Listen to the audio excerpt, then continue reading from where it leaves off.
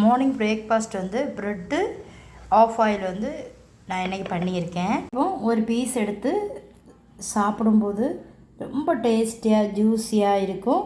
குழந்தைங்க ரொம்ப விரும்பி சாப்பிடுவாங்க. வாங்க ஃப்ரெண்ட்ஸ், நம்ம இப்போ எப்படி பண்ணதுன்னு பார்க்கலாம். சாஸ் வச்சு இதில் தொட்டு சாப்பிடுங்க, இல்லைன்னா சட்னி வச்சு சாப்பிடுங்க.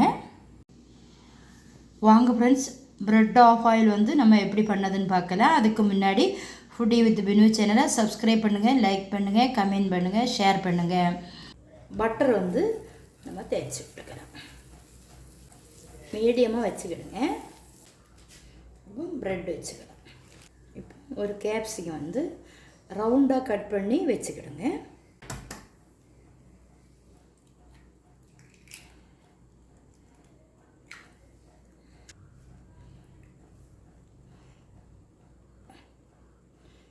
பெப்பர் போட்டுக்கிடுங்க. லைட்டாக வந்து சால்ட்டு போட்டுக்கிடுங்க. தக்காளி வச்சுக்கலாம்.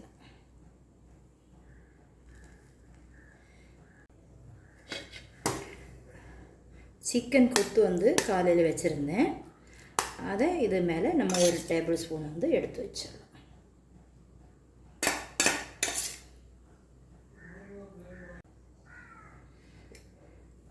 எல்லாம் வச்சாச்சு. பட்டர் வந்து வச்சுக்கிடுங்க மேலே.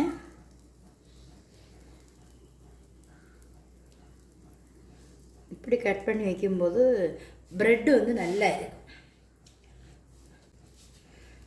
திருப்பி ஒரு ப்ரெட் வச்சுக்கணும்.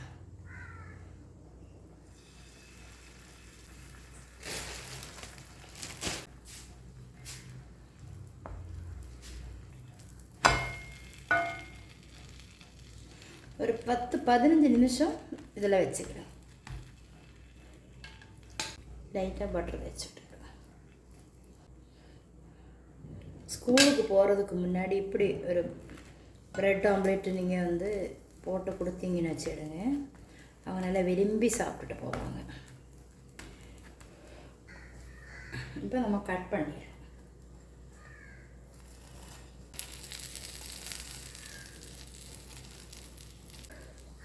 எடுத்துடலாம். எடுத்து வேறு பிளேட்டுக்கு வச்சு டக்கு டக்குன்னு சாப்பிட்ருவாங்க. டிஃப்ரெண்ட்டாக பண்ணி கொடுத்துருந்தேன்.